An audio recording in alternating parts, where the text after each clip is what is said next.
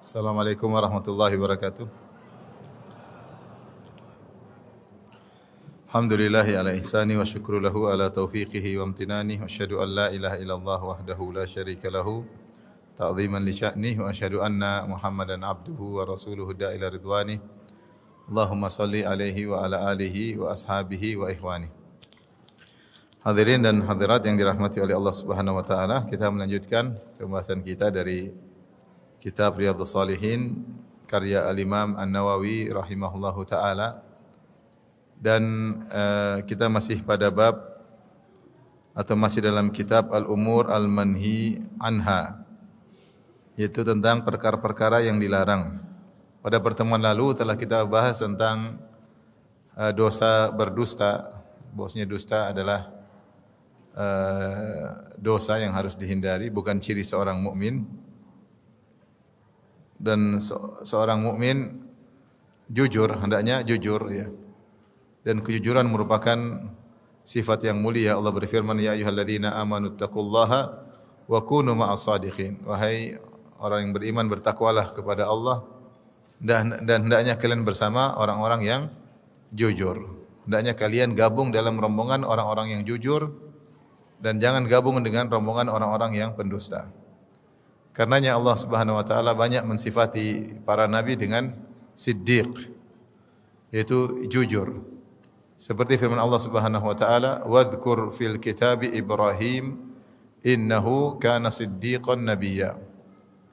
Dan sebutkanlah dalam Al-Qur'an tentang kisah Nabi Ibrahim alaihissalam, innahu kana siddiqan nabiyya, sungguhnya dia adalah nabi yang jujur ya.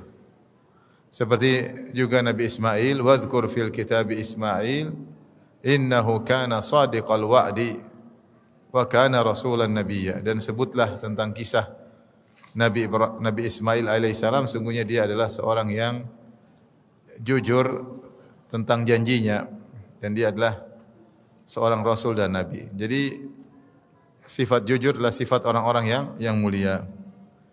Namun pada bab berikut ini kita akan bahas tentang bahwasanya seseorang boleh berdusta jika dalam kondisi darurat.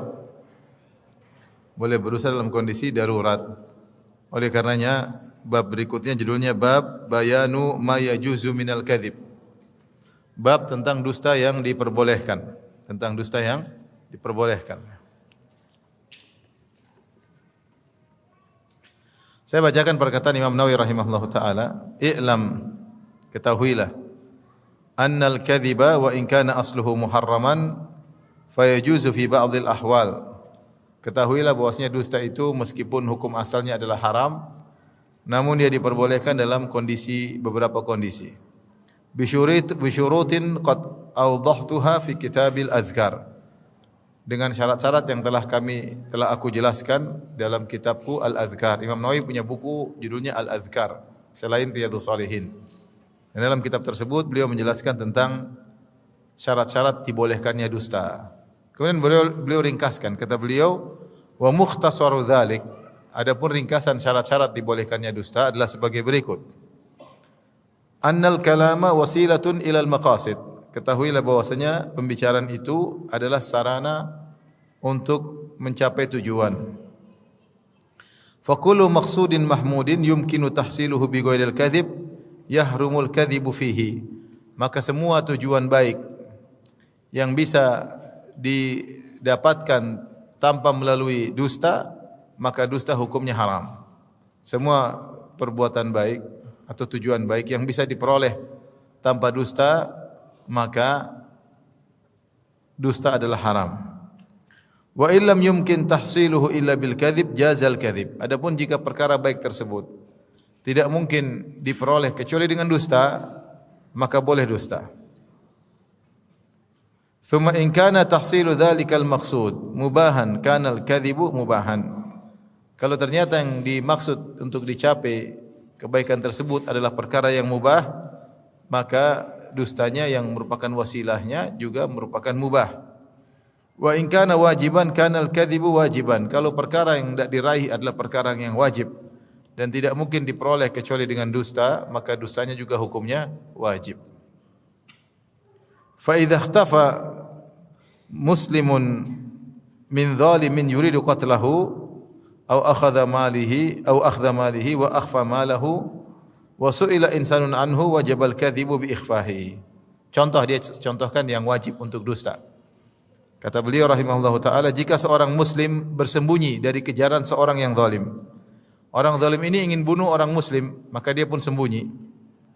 Atau orang zalim ini ingin merampas hartanya, maka dia pun sembunyikan hartanya. Kemudian ada orang lain ditanya tentang dia. Mana si fulan? Padahal yang menanya ingin membunuh. Maka wajib dia berdusta. Dia bilang saya tidak tahu. Jangan dikasih tahu, oh lagi di situ, jangan. Karena kalau dia kasih tahu, ini orang akan dibunuh. Ini orang akan dibunuh. Maka ketika itu dusta hukumnya wajib demi menyelamatkan nyawa seseorang. Demikian juga kalau ada perampok ingin mengambil harta seseorang, kemudian ditanya di mana? Kau tahu lokasi hartanya? Kalau kita tahu, kita enggak boleh kasih tahu. Kita bilang aja saya tidak tahu. Karena kalau kita jujur ketika itu, maka hartanya akan dirampas. Maka ini contoh jujur dusta yang wajib. Wa kadza law kana indahu wadi'atun wa arada zalimun akhdhaha. Demikian juga kalau ada seorang memiliki wadi'ah, yaitu ada orang nitipkan barang sama dia, nitipkan harta sama dia. Kemudian ada orang zalim ingin merampas harta titipan tersebut. Wajibal kadhibu bi ikhfa'iha, maka dia wajib untuk berdusta. Dia bilang ada si fulan titip barang sama kamu, oh enggak ada. Jangan bilang ada, kalau bilang ada nanti dirampas. Maka wajib bagi dia untuk berdosa untuk menyelamatkan harta titipan orang lain yang dititipkan kepadanya. Ini contoh dusta yang wajib. Karena kalau dia tidak berdusta, maka orang lain bisa terbunuh atau harta orang lain bisa dirampas. Wal ahwat, dan yang lebih hati-hati kata Al-Imam Nawawi rahimahullah taala, wal ahwatu fi hadza kullihi an yuwarri. Yang lebih hati-hati jangan dia berdusta terang-terangan, tetapi dia melakukan tauriyah. Apa itu tauriyah? Imam Nawawi menjelaskan, wa makna tauriyati, dan maksud dari tauriyah adalah an yaqsida bi ibaratihi maqsudan sahihan laisa huwa kadziban binisbati ilaih. Yaitu dia bermaksud dengan mengucapkan kata-kata tertentu dengan ibaratnya, dengan ungkapannya, dia ingin tujuan yang benar yang dia tahu itu bukan dusta dari sisi dia. Ini bukan dusta, saya ngomong benar. Wa in kana kadziban fi dhahiril lafz, meskipun secara zahir lafalnya adalah dusta. Lafalnya adalah dusta, zahirnya atau yang dipahami oleh pendengar adalah apa? Dusta. Tapi dia tahu yang dia ucapkan tidak dusta. Contohnya ada orang mengatakan, ada orang mau rampas uang dia. Dia bilang, saya enggak ada uang. Enggak ada uang sama sekali. Saya enggak punya uang sama sekali. Dia tunjukkan ke kantongnya memang enggak ada uang, tapi ATM-nya banyak ya. Contoh. Ini enggak apa-apa. Orang yang mendengar memahami dia enggak punya uang sama sekali. Ya, padahal dia punya uang, atau dia taruh di kantong belakang, dia bilang enggak ada, enggak ada. Enggak ada. Ternyata uangnya di mana? Di kantong belakang ya. Boleh, bahkan wajib kalau dia ingin hartanya selamat daripada dirampas oleh orang. Nah, dia mengatakan tidak ada uang di sini, itu namanya tauriyah. Artinya dia mengucapkan perkataan yang benar, tetapi dipahami berbeda oleh yang mendengar. Dan dia sengaja agar yang mendengar salah paham, dia sengaja. Tapi ucapan dia itu benar. Kata Syekh Utsaimin, kata Imam Nawawi rahimahullah taala, kalau bisa tauriyah itu lebih baik. Tapi kalau dusta juga enggak apa-apa. Ada uang sini, oh enggak ada. Padahal ada, enggak apa-apa. Tapi kalau dia bisa tauriyah itu lebih baik, lebih hati-hati. Ya. Wa in kana kadziban fi dhahiril lafzi wa binisbati ila ma yafhamuhu al-mukhatab. Meskipun secara tauriyah itu secara lafal dia adalah dusta, dan juga yang dipahami oleh pendengar juga salah paham, dusta. Kalau pendengar tahu, oh itu berarti dia tahu itu dusta. Intinya pendengar salah paham. Walau taraka tauriyata wa atlaqa ibarat al-kadzib falaysa biharam fi hadzal hal. Kalaupun dia tidak melakukan tauriyah dan dia jelas-jelas berdusta, maka pun tidak mengapa. Ini Imam Nawawi ngajarin gimana cara dusta ya. Jadi saya ingatkan ikhwan dan akhwat yang rahmatillah, hukum asal seorang apa? Jujur. Dia tidak boleh sedikit-sedikit berdusta. Kalau sedikit-sedikit berdusta maka dia akan tercela. Akhirnya orang tidak percaya sama dia. Dia ngomong ini, ini pasti tauriah ini. Apalagi istrinya tahu, suamiku memang begitu, selalu begitu. Sehingga dia menjadi orang yang tidak dipercayai lagi. Maka seorang mukmin tidak melakukan ini kecuali darurat. Kecuali apa? Darurat. Bukan kebiasaan untuk dusta-dusta. Karena hukum asal dusta adalah haram. Dia hanya boleh dilakukan dosa tersebut ketika tujuan tidak mungkin untuk tercapai. Bahkan kedustaan tersebut bisa jadi wajib jika dalam rangka untuk menyelamatkan nyawa seseorang dan dalam rangka untuk menyelamatkan harta seseorang, harta dia atau harta orang lain. Taib. Kemudian Imam Nawawi berkata, "Wastadalla al-ulama'u bi jawazil kadhib fi hadzal hal bi hadithi Ummi Kulthum radhiyallahu taala anha." Dan para ulama berdalil tentang bolehnya dusta dalam kondisi seperti ini dengan hadis Ummu Kulthum radhiyallahu anha, anna sami'at Rasulullah sallallahu alaihi wasallam sungguhnya dia mendengar Rasulullah sallallahu bersabda, "Laisal kadzdzabul ladzi yuslihu bainan nas." Bukanlah seorang pendusta adalah orang yang mendamaikan di antara orang-orang yang bertikai. Fayanmi khairan aw yaqulu khairan, maka dia memberi isyarat kebaikan atau dia mengucapkan kebaikan. Zada Muslimun fi riwayatihi, dalam riwayat yang lain Imam Muslim menambahkan lafal yang lain, qalat Ummu Kulthum radhiyallahu anha berkata, "Walam asma'hu yurakhisu fi syai'in mimma yaqulu an-nasu illa fi thalath." Aku tidak mendengar Rasulullah sallallahu mengizinkan atau membolehkan memberi rukhsah untuk berdusta dalam pembicaraan manusia, pembicaraan mereka, kecuali pada 3 perkara boleh dusta. Ta'ni, yang dimaksud 3 dusta yang boleh tersebut kata Ummu Kulthum yaitu al-harb, yaitu dalam perang boleh dusta. Kemudian yang kedua al-islah bainan nas, untuk mendamaikan orang-orang yang bertikai boleh dusta.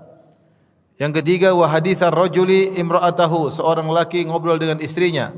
Wa haditsal mar'ati zaujaha, dan seorang wanita ngobrol dengan suaminya. Ini boleh dusta. Jadi dusta boleh 3. Yang pertama apa? Perang. Ustaz, kalau perang sama istri boleh. Perang beneran. Perang boleh dusta, boleh. Bahkan Rasulullah SAW mengatakan al-harbu khuda'ah. Perang itu tipu daya, makar. Yang kedua untuk mendamaikan orang yang bertikai. Yang ketiga pembicaraan suami istri, suami bohongin istri, istri bohongin suami dalam rangka untuk kemaslahatan rumah tangga mereka, bukan dalam rangka merusak rumah tangga mereka. Sekali lagi, seorang jangan berlebar-lebar dalam hal ini, sehingga akhirnya dia dicap sebagai pendusta. Seperlunya saja. Kalau memang maslahat, kalau memang tidak bisa dihindari harus berdusta untuk kemaslahatan besar, maka tidak mengapa, seperti menyelamatkan nyawa seorang atau menyelamatkan harta seseorang. Taib. Ini tadi pembahasan tentang dusta yang dikecualikan. Sebagaimana pada pertemuan sebelumnya Imam Nawawi membahas tentang ghibah, hukumnya haram. Kemudian beliau bahas tentang ghibah yang diperbolehkan. Demikian pula dusta. Dusta hukumnya haram dan ada dusta yang diperbolehkan. Ya. Dan pada pertemuan lalu telah kita bahas bahwasanya dusta banyak yang merupakan dosa besar, mengantarkan pada neraka. Ya, mengantarkan pada neraka.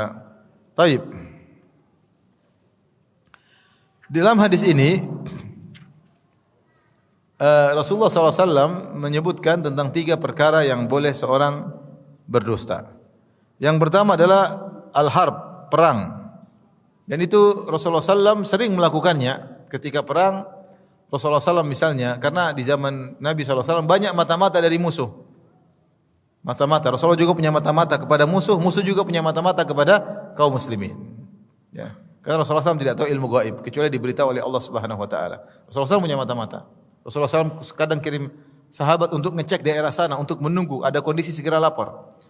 Intinya karena banyak mata-mata, maka Rasulullah SAW ketika perang, terkadang dia ingin menyerang ke arah selatan, dia mengarahkan pasukan ke utara terlebih dahulu. Sehingga mata-mata menyangka Rasulullah SAW pergi ke arah utara, ternyata dia pergi nanti mutar ke arah mana? Selatan. Ini namanya tauriah, mengelabui musuh. Ini boleh. Sebagaimana terkadang kalau Rasulullah SAW ingin menyerang ke arah timur, maka Rasulullah SAW ke barat terlebih dahulu. Dia mengesankan seakan-akan mau menyerang ke barat. ternyata beliau akan berperang untuk menyerang ke arah timur. Ini namanya tauriyah. Dengan syarat ketika seorang berdusta dalam peperangan, dia tidak boleh membatalkan perjanjian damai dan tidak boleh berkhianat. Misalnya kelompok kaum muslimin ada perjanjian dengan kaum musyrikin, utusan ketemu delegasi, ada kesepakatan, maka tidak boleh melanggar ini, tidak boleh. Dusta yang lain boleh, tapi yang sudah disepakati tidak boleh dilanggar. Adapun mengesankan kepada musuh bahwa pasukan kita banyak padahal tidak banyak, boleh agar musuh gentar. Atau sebaliknya mengesankan kepada musuh pasukan sedikit ternyata banyak juga boleh, supaya mereka terpancing untuk datang untuk diserang. Dan al-harbu khuda'ah, peperangan adalah tipu daya, makar, ya, trik, strategi. Ya.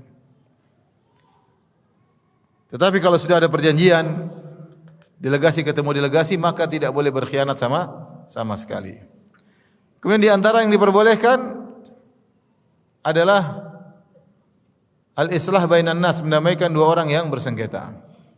Ya. Misalnya ada orang bertengkar sama yang lain, dia datang, si A datang kepada kita, dia bilang, wahai subhanallah, si fulan telah menggibah saya. Kamu hadir di majelis tersebut kan? Ya, saya hadir. Nah, kita boleh bohong? Enggak, dia enggak gibah kamu, enggak. Dia enggak ngomongin kamu, enggak. Benar, iya ngomong, enggak ngomong. Saya enggak dengar. Jelas dusta ini, bukan tauriah lagi. Dia enggak ngomong. Boleh enggak? Boleh, supaya dia tidak ribut sama si fulan tersebut. Di antara dusta yang diperbolehkan. Bukan sebaliknya kita malah ngompor, oh iya dia ngomongin kamu. Bahkan dia bilang kamu begini-begini, kita tambah-tambahin lagi, kita bumbui lagi. Ya, kita kasih micin, sudah selesai.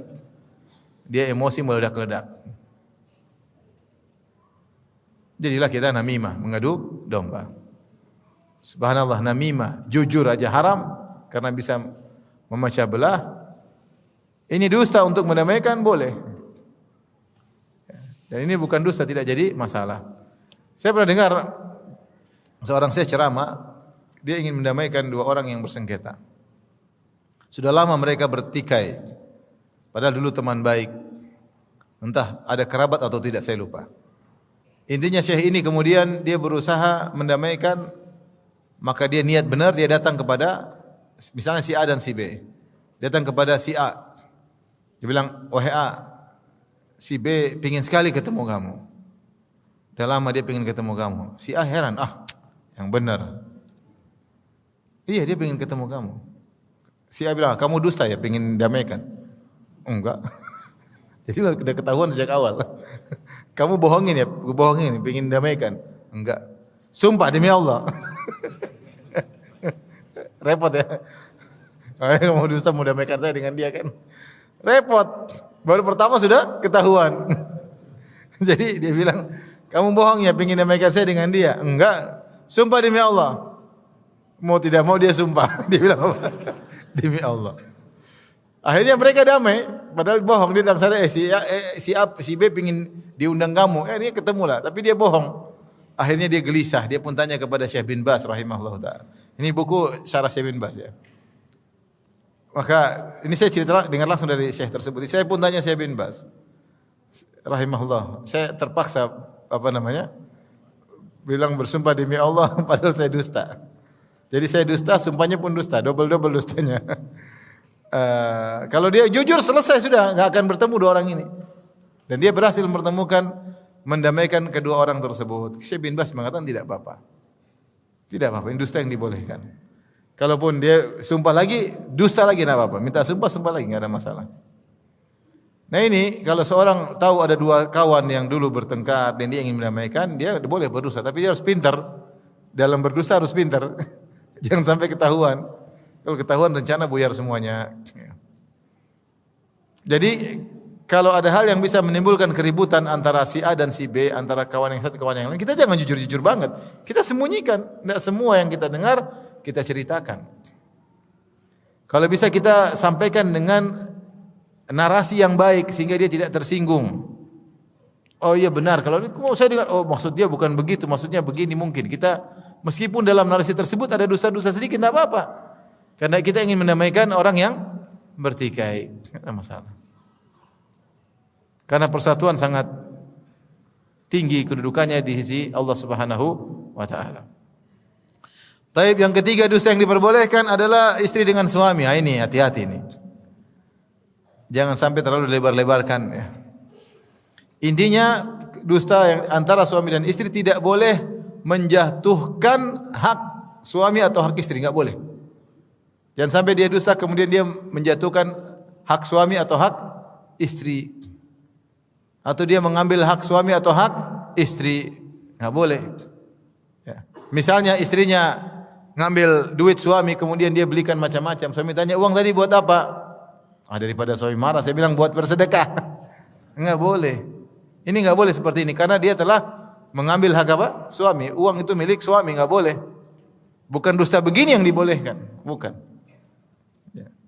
Tapi dusta yang sekedar menyembuhkan cinta kasih dan mencegah adanya pertikaian dengan syarat tidak mengorbankan hak salah seorang dari kedua pasangan. Tidak boleh. Ya. Dan banyak contoh-contohnya yang akhirnya ketahuan. Banyak ya. Oleh karenanya seseorang berusaha untuk tidak berdusta kecuali benar-benar perlu, ya, terutama misalnya maslahatnya besar. Suami istri kalau bisa tidak berdusta itu lebih baik. Kalau dia muji istrinya benar dari hatinya tulus, bukan gombal. Tapi kalau memang dia harus bergombal tidak jadi masalah ya. Tidak jadi masalah. Engkau wanita yang paling aku cintai, misalnya. Engkau adalah wanita tercantik yang pernah aku lihat. Gombal jelas. Tapi tidak apa-apa, dia senang-senang aja kok. Dia senang-senang juga digombalin, tidak masalah.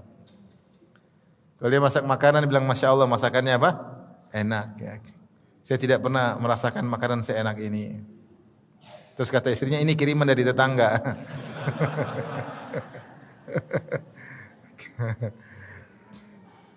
Nggak ada masalah seperti itu ya. Wah, Masya Allah hari ini kamu wangi, hari ini biasa. Ya. Ingat, jangan biasakan lisan berdusta. Hanya sekedar terbatas yang tadi sudah dijelaskan. Wallahu a'lam bishawab. Baik, kita masuk pada bab berikutnya. Bab al-hathu ala tathabbut fima yaquluhu wa yahkih. Ini juga masih terkait dengan adab lisan. Bab tentang motivasi agar cross check terhadap apa yang mau dia ucapkan dan apa yang dia hikayatkan, apa yang dia kabarkan. Seorang kalau mau bicara atau untuk menghikayatkan, men-share, dalam kata lain menghikayatkan maksudnya men-share informasi kepada orang lain, maka hendaknya dia cross check terlebih dahulu. Dia tathabbut, dia tabayun, dia cek terlebih dahulu. Baru dia sampaikan, jangan setiap apa yang datang kemudian dia sampaikan atau dia mendengar katanya kemudian dia sampaikan. Ini tidak boleh dalam Islam. Di antara keributan bisa terjadi gara-gara men-share informasi tanpa mengecek terlebih dahulu. Secara sederhana, seorang muslim ketika ingin men-share suatu informasi, maka dua yang dia lakukan. Yang pertama, dia cek dulu informasinya valid atau tidak, sahih atau tidak. Kemudian kalau dia sudah tahu informasinya benar-benar sahih, valid, maka yang kedua dia share ada maslahat atau tidak. Ada maslahat atau mudarat. Dia pikirkan dua hal ini. Kalau ternyata ada maslahatnya dan maslahatnya rajihah, kuat, mendominasi, maka share.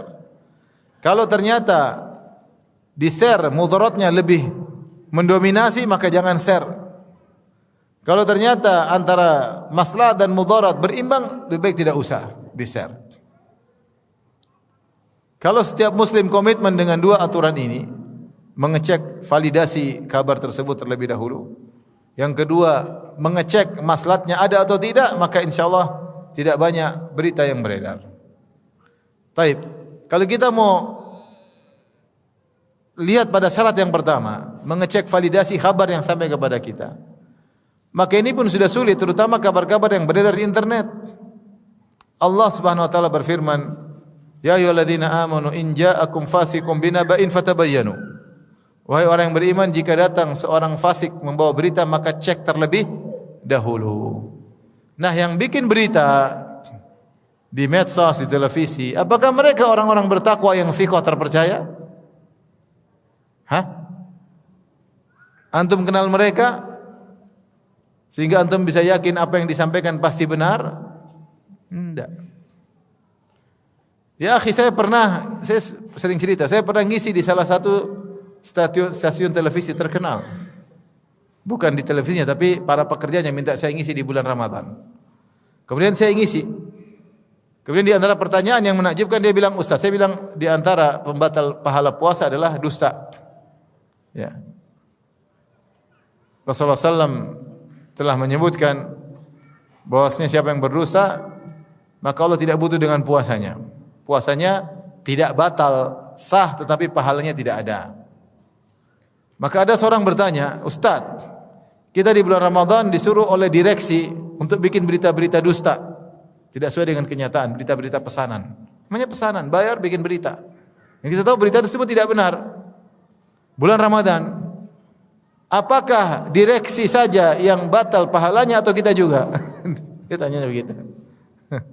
Saya bilang semuanya batal pahala puasanya, karena bekerja sama dalam al-itsmi wal udwan, bekerja sama dalam dosa dan permusuhan. Jadi mana jaminan kita bahwasanya berita yang sampai kepada kita semuanya benar? Banyak berita-berita pesanan untuk manfaat atau kemaslahatan orang yang memesannya. Tinggal bayar bikin suatu berita. Terkadang berita itu kompak. Pernah suatu kejadian, saya tahu kejadian tersebut. Kemudian kompak berita-berita semuanya menyelisih kejadian yang nyata, tapi semuanya kompak. Ya sudah, orang semua terbawa opini untuk meyakini karena semua berita menyampaikan dengan redaksi yang mirip-mirip. Maka apa yang didapati oleh masyarakat? Masyarakat membenarkan.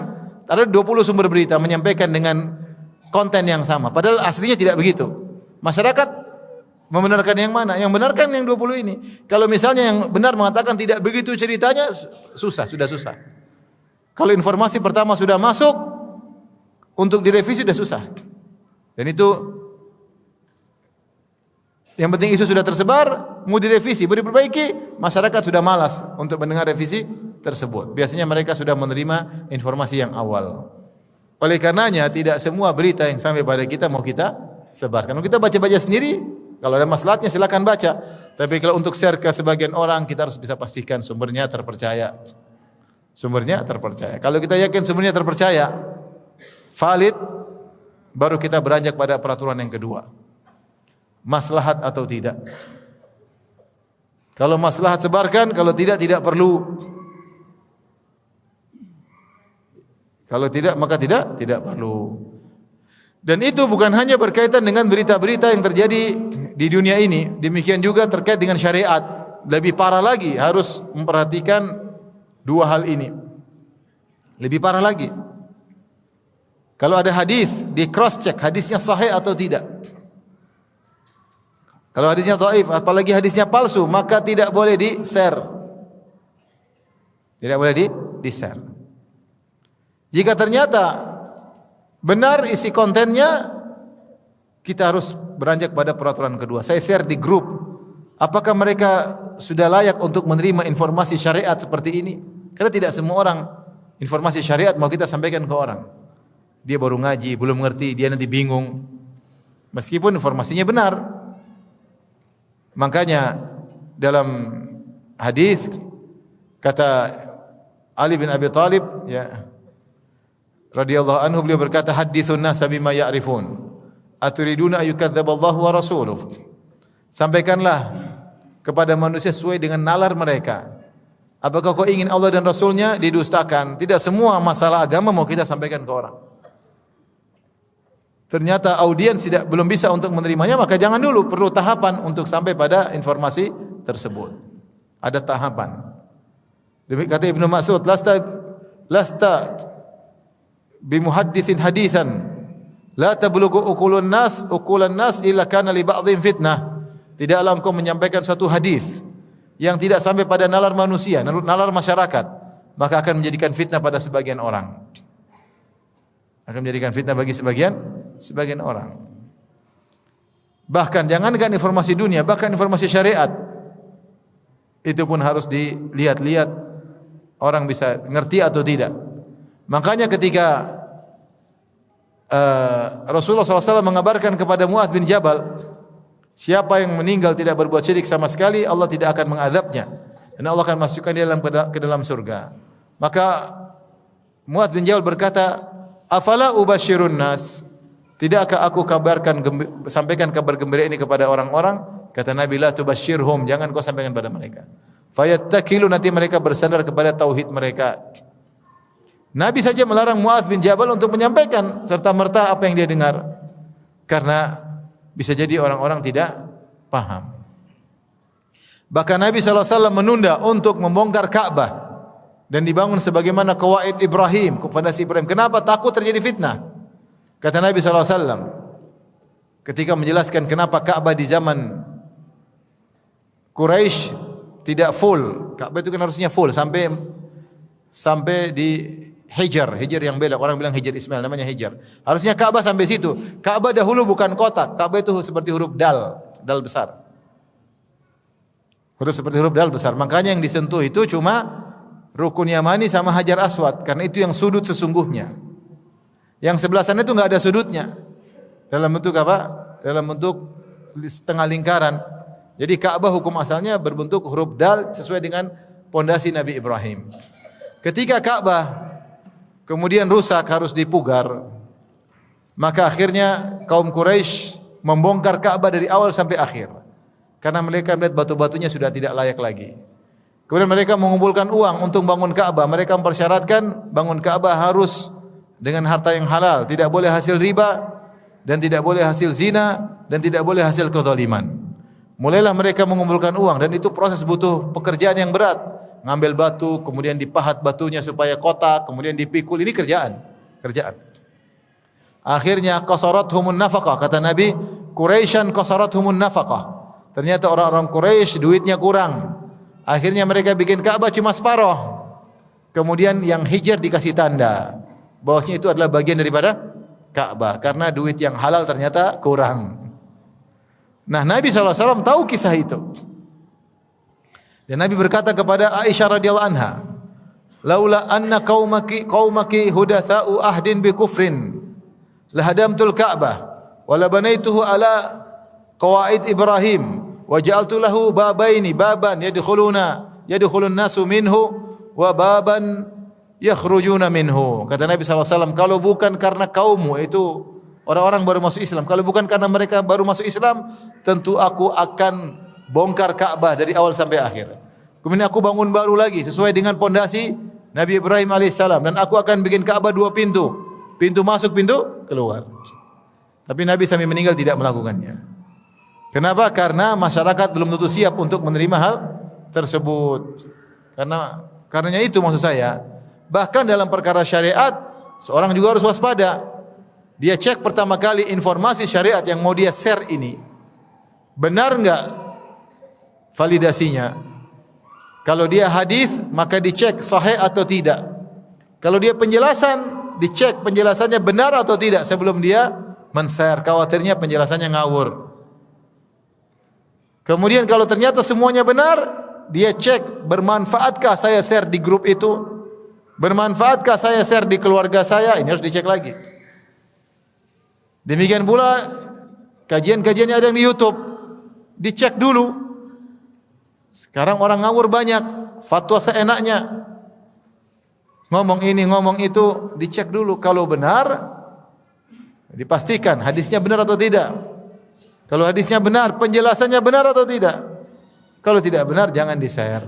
Jangan di-share.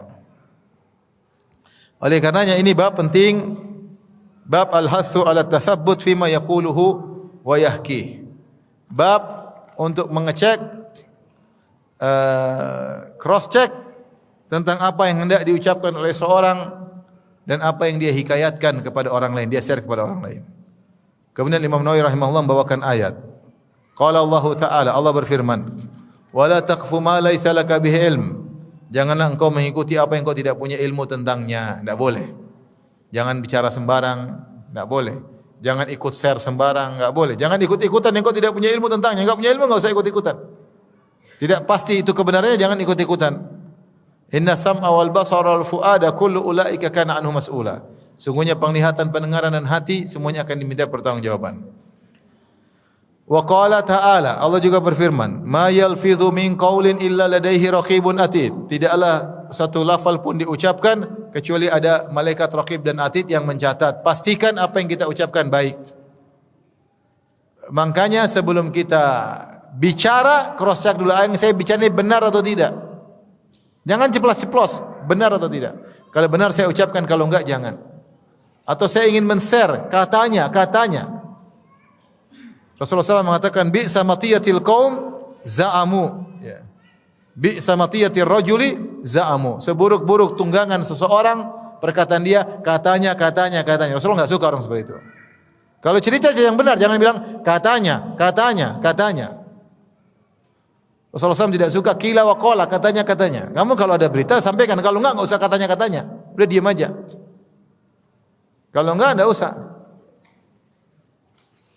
Taib, jadi jangan seorang mengikuti apa yang tidak ada ilmu tentangnya, karena setiap lafal yang dia ucapkan akan dicatat oleh malaikat raqib dan atid.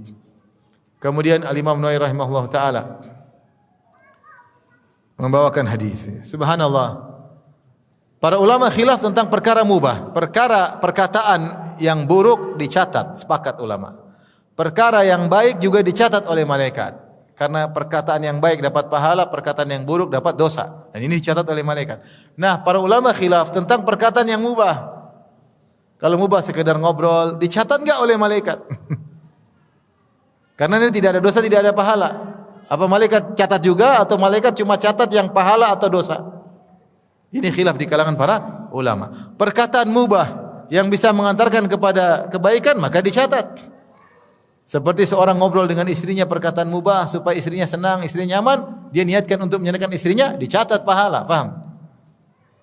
Perkataan mubah yang ternyata bisa mengantarkan kepada keharaman, perkataan ngobrol biasa tapi bikin orang sakit hati, ya, ini juga dicatat. Tapi kita bahas tentang perkara mubah yang benar-benar mubah, yang tidak mendatangkan rezeki, yang tidak mendatangkan dosa dan juga tidak mendatangkan pahala. Dicatat enggak oleh malaikat?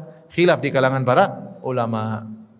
Ada yang mengatakan semuanya, karena Allah mengatakan ma yalfidhu min qaulin, nafi dalam konteks penafian dan nakirah. Ya, tidak ada satu pun yang diucapkan kecuali dicatat. Berarti semuanya dicatat. Sampai disebutkan oleh Imam Ahmad ketika sakit. Imam Ahmad atau ulama yang lain ketika sakit kemudian mengeluh, dia merintih, maka dikatakan kepadanya malaikat mencatat semuanya, maka dia hentikan rintihannya. Dia tidak mau dalam catatan amalnya ada tulisan rintihan.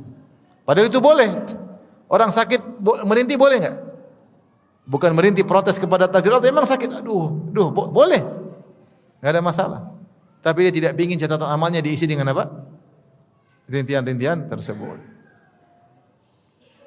Ini membuat kita harus waspada. Ya akhi, ini berat, tapi siapa yang bisa menjaga lisannya, dia akan istiqamah. Tinggal kita mau ngomong mikir dulu. Baik enggak? Pikir sebentar, 1 detik, 2 detik. Kalau enggak baik kita gatal pingin cerita, enggak usah cerita, diam aja. Ada orang sebutin si fulan, kita tahu dia buruk, kita mau komentar nih. Mikir meskipun 2 detik. Saya komentari enggak ya? Perlu enggak? Enggak perlu, enggak usah. Kita akan bahagia dengan cara seperti itu. Cuma kita enggak mau ngerjain. Kita mau komentar dulu baru mikir belakangan. Kita bicara dulu baru mikir belakangan. Seandainya kita mau bicara atau mengomentari, kita pikir terlebih dahulu baik atau tidak, maka kita tidak akan banyak berbicara kecuali yang baik-baik saja. Taib. Kemudian Imam Nawawi rahimahullah membawakan hadis yang pertama. Wa an Abi Hurairah radhiyallahu taala anhu, dari Abu Hurairah radhiyallahu anhu, anna Nabi sallallahu alaihi wasallam qaal, bahwasanya Rasulullah sallallahu alaihi wasallam bersabda, kafa bil mar'i kadziban an yuhadditsa bi kulli ma sami'. Hadis riwayat Muslim. Cukuplah seorang dikatakan pendusta kalau dia menyampaikan semua yang dia dengar. Cukup seorang dikatakan mendusta kalau dia menyampaikan semua yang dia dengar. Kenapa demikian? Karena yang semua dia dengar tidak semuanya benar. Setiap ada berita masuk share, setiap ada berita masuk share. Nah, berita yang masuk itu tidak pasti benar semua. Kalau dia tidak memfilter berita yang masuk pada dia share semuanya, pasti dia dusta. Pasti dia dusta meskipun tidak sengaja. tapi dia dianggap berdosa karena dia ikut menyebarkan dusta. Dia ikut menyebarkan apa? Dusta. Satu hari saya lihat klip salah seorang ulama dihina-hina, klip. Saya juga heran, masa ulama ini ngomong begini, meskipun dia mungkin ada penyimpangan, tapi masa dia ngomong kayak gini. Dalam klip tersebut dia mengingkari suatu hukum Islam. Dia bilang begini. Klip. Kira-kira mungkin beberapa menit. Saya bilang, wah ini parah, ini orang bisa kafir kayak begini. Ternyata klip tersebut dipotong. Ternyata dia bantah setelah itu. Jadi dia cuma menghikayatkan perkataan orang, dia jelaskan sisi kesesatannya, kemudian dia bantah. Bantahnya enggak dicuplik. Dicuplik seakan-akan dia ngomong. Ini kan seperti ini, wah ngeri sekali kayak gini. Ngeri.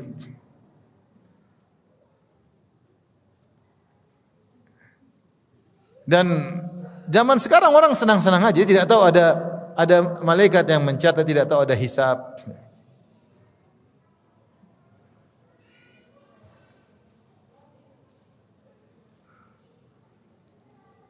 Dia tahu itu enggak begitu, tapi sengaja dia provokasi. Dia berdosa atas nama ulama. Dan demikian juga yang terjadi pada ustaz-ustaz kita, terkadang dipotong, maksudnya bukan begitu. Yang motong ngerti bahwasanya tidak begitu. Tapi memang dia jahat. Memang dia jahat. Dia ingin mengadu domba, dia ingin menjatuhkan. Mungkin dia senang-senang diulu-ulukan oleh pengikutnya, tapi hari kiamat itu ada. Hari kiamat itu ada.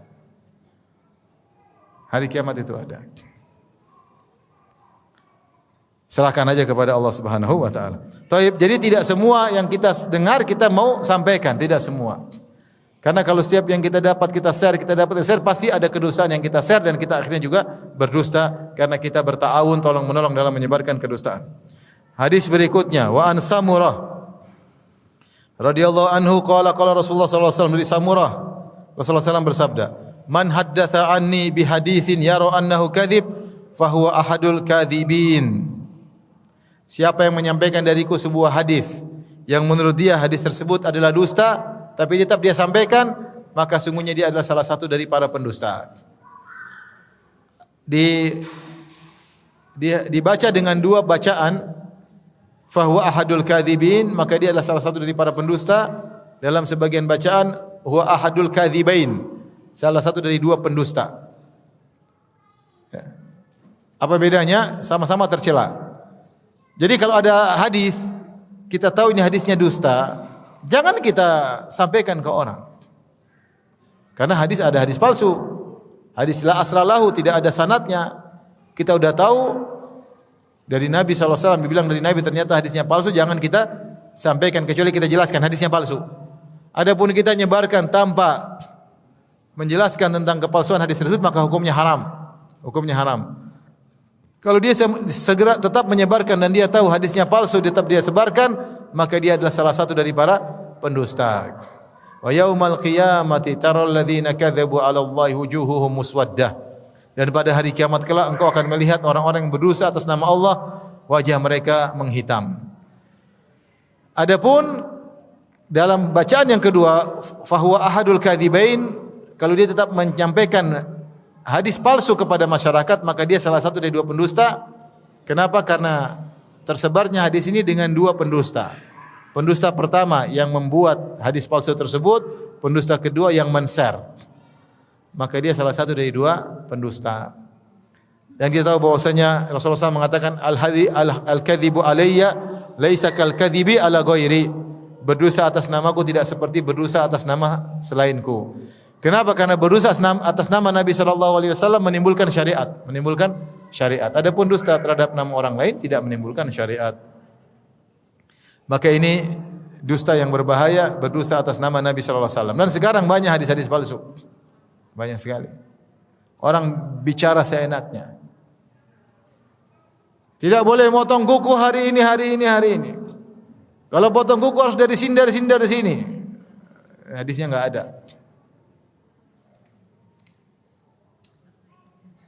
Siapa yang minum kopi masuk surga? Selama masih ada rasa kopinya di sini. Ini penjual kopi tulis judul kopi surga. Orang bikin hadis seenaknya. Hadis-hadis palsu tersebar, maka jangan ikut-ikutan. Taib.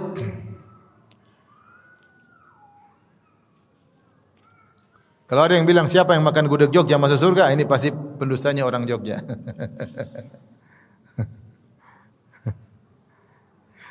Taib. Hadis berikutnya.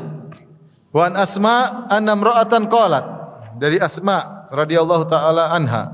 Dia berkata, ada seorang wanita berkata, "Ya Rasulullah, inna li dharratan fahal alayya junahun in tashabba'tu min zawji ghairal ladzi yu'tini." Kata dia, ini cerita tentang seorang wanita dengan madunya. Disebut dharrah. Dharratuha. Bahasa Arab dharrah itu yang bikin mudarat. Jadi saling apa? Saling cemburu-cemburuan, saling seperti itulah. Yang satu kehadiran yang satu menyakiti hati yang lain. Yang itu di antara lika-liku wanita yang dimadu ya. Dia cemburu dengan madunya, itu biasa ya. Entah madu tua, entah madu muda ya. Tapi di balik itu tentu banyak kemaslahatan. Taib. Sekarang orang ini, seorang wanita ini ingin membuat madunya cemburu. Maka dia bertanya kepada Rasulullah, "Ya Rasulullah, apakah tidak mengapa bagi saya jika saya pura-pura menyampaikan suami saya berikan ini kepadaku, berikan itu kepadaku, padahal suamiku tidak memberikan kepadaku? Boleh enggak?" Kata Nabi sallallahu alaihi wasallam, "Al-mutasyabbi' bima lam yu'ta kalabisi thawbaiz zur." Seorang yang bergaya, berhias dengan apa yang tidak diberikan kepadanya, maka dia seperti memakai dua pakaian kedustaan. Seperti dia memakai dua pakaian dusta. Jadi misalnya dua wanita ini, si A dan si B.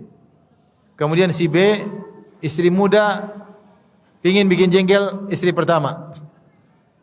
Kemudian dia bikin status, "Alhamdulillah suamiku belikan aku apa? Belikan aku gelang sekilo." Ternyata enggak ada. Ternyata ada gelangnya tapi dia beli sendiri. Seakan-akan suaminya yang belikan, sehingga buat madunya apa? Naik pitam ya. Sumbunya menyala ya. Kepalanya keluar asap. Maka dia ngamuk-ngamuk sama suaminya. Ini boleh enggak? Enggak boleh. Jangankan sama madunya, sama orang lain aja enggak boleh. Apalagi sama madunya. Dia bikin status, "Bosnya suamiku membelikan aku kalung." Ternyata enggak ada. Ternyata dia utang. Supaya apa? Orang muji dia, supaya orang melihat seakan-akan dia disayang oleh suaminya. Ini tidak boleh seperti ini. Ini memakai dua pakaian dusta, enggak boleh. Enggak boleh. Seorang wanita misalnya, dia dimadu, kemudian dia mengesankan kayaknya suaminya masih sayang sama dia, kemudian dia bikin status, "Suamiku sangat sayang kepadaku begini." Padahal dusta. Boleh enggak? Enggak boleh. Enggak boleh. Ini dusta. Padahal suaminya ngomelin dia. Enggak boleh. Jadi dusta enggak boleh. Bergaya dengan sesuatu yang tidak dimiliki oleh seorang seakan dia pakai dua baju kedustaan. Ini bukan berlaku cuma di sini saja masalah suami istri, dalam banyak hal. Contoh. Seseorang ketika ceramah, ini bicara dai. Kemudian dia mengesankan dia hafal Quran padahal tidak. Enggak boleh. Dia mengesankan dia hafal Quran ternyata tidak. Ini dusta. Atau dia mengesankan bahwasanya dia belajar kepada ulama tertentu sekian tahun ternyata tidak. Ini termasuk ini yang disebutkan, tidak boleh. Bergaya dengan apa yang dia tidak miliki. Atau dia mengesankan dia ahli tafsir padahal dia tidak tahu tafsir. Ini enggak boleh. Enggak boleh seorang bergaya dengan apa yang tidak dia miliki, enggak boleh. Jangan mengesankan dia lebih hebat daripada yang seharusnya. Enggak boleh. Benar banyak orang terpedaya, yang terpedaya orang bodoh. Tapi orang berilmu tahu dia pendusta. Ini yang terjadi di medan dakwah seperti ada sebagian dai yang mengesankan dia jagoan, yang tertipu orang bodoh-bodoh semua. Kita tahu ini pendusta besar, cuma ya bagaimana mau. Ya sudahlah, mudah-mudahan orang-orang diberi petunjuk oleh Allah Subhanahu wa taala. Maka tidak boleh seorang bergaya dengan apa yang tidak dia miliki. Syekh Utsaimin rahimahullahu taala sebagaimana dijelaskan oleh Syekh Abdul Razak. Syekh Abdul Razak cerita waktu suatu hari Syekh Utsaimin rahimahullahu taala datang ke kampus UIM, Universitas Islam Madinah, kemudian mengumpulkan mahasiswa-mahasiswa untuk beliau ceramah. Ketika beliau ceramah, yang moderatornya Syekh Abdul Razak. Syekh Abdul Razak berkata, telah datang kepada kita Al-Allamah. Al-Allamah itu artinya orang yang sangat alim. Muhammad bin Shalih Al-Utsaimin. Al-Allamah Muhammad bin Shalih Al-Utsaimin. Itu orang yang sangat alim, Syekh Muhammad bin Shalih Al-Utsaimin. Maka Syekh Utsaimin serta merta tegur, "Uskut, diam." Dia bilang, "Diam kamu." Dia enggak mau dipuji dengan pujian apa? Tersebut. Kalau kita tidak ragu Syekh Utsaimin Allamah, tapi mungkin dia merasa dia tidak pantas, tawadhu. Dia bilang, "Uskut, diam." Jangan ngomong begitu.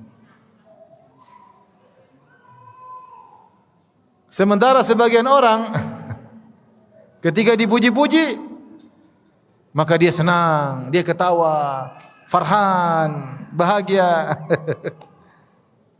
Sampai ada orang muji-muji, ada yang tegur. Jadi ada orang syekh dipuji-puji sama salah satu muridnya. Murid yang lain tegur, kata dia, "Jangan begitu, jangan puji saya seperti itu." Syekhnya bilang, "Biarin. Biarin dia puji." Dia ingin kebaikan, biarin. Makanya aneh kalau ada seorang kemudian dipuji-puji habis dan dia ketawa-ketawa senang. Bukan kebiasaan para salaf seperti itu. Engkau adalah wali, engkau adalah ini, engkau iya. Enggak, kalau masyayikh kita tidak seperti itu. Kita ini siapa? Jangan kita berhias yang bukan kita. Kecuali ada stempel dari Allah kita ini wali, mungkin kita ya saya wali. Itu pun kita tidak boleh sombong. Karena para sahabat yang sudah distempel masuk surga pun tidak sombong. Abu Bakar yang distempel masuk surga, Umar, Utsman, Ali tidak pernah sombong. Bahkan mereka tetap takut kepada Allah Subhanahu wa taala. Dan tidak pernah mereka berkoar-koar, "Saya telah dapat stempel masuk surga." Nabi ngomong berapa kali, tidak pernah sahabat diminta. Nah, kita yang stempel walinya belum ada turun dari langit, dibilang-bilang wali kita begitu apa? Bangganya. Jangan. Syekh Utsaimin rahimahullah, jangankan dibilang wali, dibilang al-allamah, orang yang alim, dia tidak mau. Dia bilang, "Uskut, diam engkau." Maka tidak boleh seorang berhias dengan apa yang tidak dia miliki. Demikian juga kalau ada orang, ibu-ibu misalnya, yang sanjung ibu-ibu, kita tegur, "Jangan sanjung saya." Apalagi kalau sanjungnya berlebihan, tidak benar. "Oh, ibu ini Masya Allah, ibu ini dia sudah sedekah sekian, padahal tidak sekian." "Oh, enggak, itu bukan uang saya." Langsung tepis. "Itu uang saya cuma ngumpulin." Jangan bilang, "Oh iya, benar memang." Jangan nyaman dengan pujian apa? Orang. Sehingga kita berhias dengan apa yang tidak kita miliki. Maka dikatakan orang yang seperti ini memakai dua pakaian kedustaan. Kenapa? Pakaian dusta pertama adalah dia mendustai dirinya sendiri. Dia tahu dia dusta. Pakaian dusta kedua, dia berdusta kepada orang lain. Ini namanya riya plus dusta. Riya plus pengin dipuji dengan apa yang tidak dia miliki. Sifat orang-orang munafik. Wa yuhibbuna an yuhmadu bima lam yaf'alu. Mereka suka dipuji dengan apa yang tidak mereka kerjakan. Maka jangan seorang berhias dengan apa yang tidak dia miliki. Kalau dia bukan orang yang berilmu, jangan sok-sok menampakkan seakan-akan dia berilmu. Kalau dia tidak tahu, bilang saja wallahu a'lam. Jangan kemudian dia mengesankan dia tahu segalanya. Taib, mungkin sampai di sini saja yang bisa saya sampaikan. Tapi demikian saja kajian kita. Kurang lebih mohon maaf. Subhanakallah bihamdik asyhadu an la ilaha illa anta astaghfiruka wa atubu ilaik. Assalamualaikum warahmatullahi wabarakatuh.